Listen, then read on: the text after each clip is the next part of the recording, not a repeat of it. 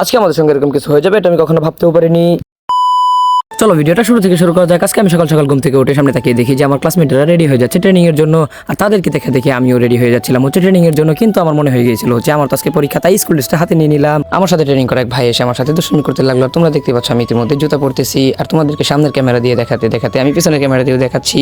আর এখন দেখতে পাচ্ছ জুতাটা আবার পায়ের মধ্যে পরে ভালো করে টাইট করতেছি। জুতা পরা শেষ করে আমি আবার স্কুল ড্রেস পরে নিচ্ছি, কারণ হচ্ছে পরীক্ষা কেন্দ্রের মধ্যে স্কুল ড্রেস ছাড়া নাকি ঢুকতে দেবে না।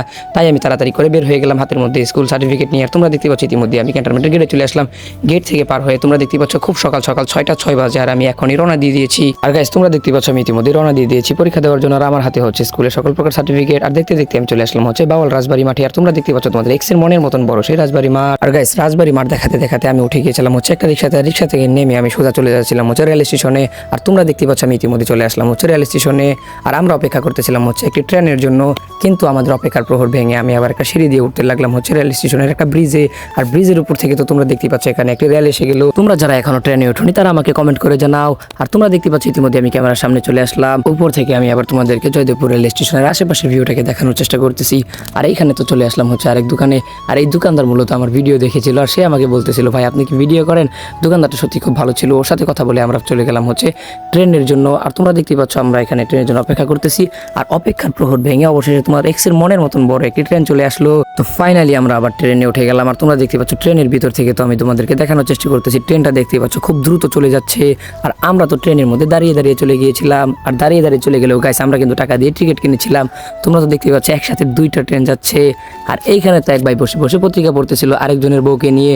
আমি মনে মনে চিন্তা করতেছিলাম ভাই এখানে যদি পত্রিকা না পড়ে ছোটবেলায় যদি লেখাপড়া করতো তাহলে হয়তো এইভাবে সময় কাটতো না। এইদিকে তো এই ভাইকে দেখতে দেখতে আমরা চলে আসলাম হচ্ছে আমাদের গন্তব্যস্থানে। আর তোমরা দেখতে পাচ্ছ ইতিমধ্যে আমি ট্রেন থেকে নেমে চলে যাচ্ছি হচ্ছে আমাদের স্কুলে, মানে যেই স্কুলে আমাদের পরীক্ষাটি হবে। আর আমাদের পরীক্ষা হবে মূলত শ্রীপুর মডেল থানার পাশে শ্রীপুর গার্লস পাইলট হাই স্কুলে। তোমরা দেখতে পাচ্ছ আমি ইতিমধ্যে চলে এসেছি হচ্ছে আমাদের পরীক্ষা কেন্দ্রে। আর গাইস আমার মনে হয় সব থেকে বেশি তাড়াতাড়ি চলে এসেছিলাম, তাই আমি একটু আশেপাশে ঘোরাফেরা করে সময় কাটানোর চেষ্টা করতেছিলাম। কিন্তু এদিকে দেখতে পেলাম যে সময় কাটানোর মতন কোনো কিছু নাই, তার জন্য আমি চলে গিয়েছিলাম হচ্ছে আমাদের শ্রীপুর উপজেলায়।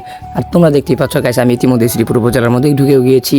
আর এই জায়গাটা হচ্ছে আমাদের শ্রীপুর উপজেলার সব থেকে ভাইরাল জায়গা। আর এদিক থেকে ঘোরাফেরা করে আমি একটু অন্যদিকে চলে গিয়েছিলাম।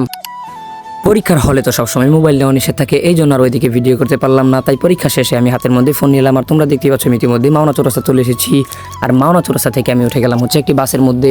আর গাইস সবসময় আমার সাথে যেটা হয় আমি যদি বাসে উঠি সবসময় আমার দাঁড়িয়ে দাঁড়িয়ে যেতে হয়, কিন্তু আজকে শেষ মুহূর্তে বাসের মধ্যে সামনে সিটে জায়গা পেয়ে গেলাম। তো আমি এখান থেকে নেমে চলে আসলাম হচ্ছে জয়দেবপুর রেল স্টেশনের এখানে। তোমরা দেখতে পাচ্ছ ইতিমধ্যে আমি একটি রিক্সাতে উঠে বসলাম। আর দেখতে দেখতে চলে আসলাম হচ্ছে আমাদের একাডেমির কাছে। গাইস আমি একাডেমিতে ঢোকার পর তাড়াতাড়ি রেডি হয়ে গিয়ে দেখলাম যে সকলে এখানে ক্লাস নিতেছে। আর এখানে ক্লাস বিরতি হওয়ার সাথে সাথে আমরা চলে গেলাম হচ্ছে বাওয়াল রাজবাড়ি রাজার বাড়ি ঘোরার জন্য। আর তোমরা তো দেখতেই পাচ্ছ গাইস গাজীপুর বাওয়াল রাজবাড়িটা কত সুন্দর। এইদিকে ঘোরাফেরা শেষ করে আমরা চলে গেলাম হচ্ছে ডিসি অফিসে। আর তোমরা দেখতে পাচ্ছ ডিসি অফিসে যে একটা টিভি আছে, ওই টিভির মধ্যে আমরা হিরো আলমকে দেখা শুরু করে দিলাম।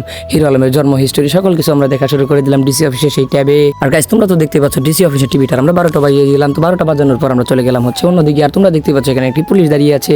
তো আমরা এখানে দুষ্টুমি করে আবার চলে গেলাম হচ্ছে ডিসি অফিসের ভিতরে। কিছু সময় কাটানোর পর ডিসি অফিস থেকে আমরা বের হয়ে আসলাম। আর তোমরা দেখতে পাচ্ছ ডিসি অফিসের বাহিরটা কত সুন্দর।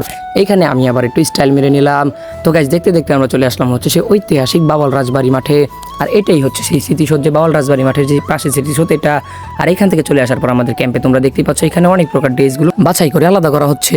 আমি তো এখানে বেস হেলমেট ট্রাই করে দেখতেছিলাম যে এইগুলো আমার হাতে ফিটিং হয় কিনা বা পায়ে ফিটিং হয় কিনা। আর তোমরা তো দেখতে পাচ্ছ গাইস আমি এটাকে পায়ে লাগানোর চেষ্টা করতেছি। এটা মূলত পায়ের হেলমেট। আর তোমরা দেখতে পাচ্ছ পায়ের হেলমেটটা আমি পায়ে লাগানোর অনেক চেষ্টা করলাম। এইগুলো চেক করার পরই আমাদের ঘুমানোর টাইম শুরু হয়ে যায়। আর আমরা এখন ঘুমানোর জন্য প্রস্তুতি নিচ্ছি। এইদিকে ভাই দেখাচ্ছে hi and tata good bye. ভিডিওতে লাইক কমেন্ট এন্ড সাবস্ক্রাইব না করলে বউ কপালে নাই আর মেয়েদের জামাই।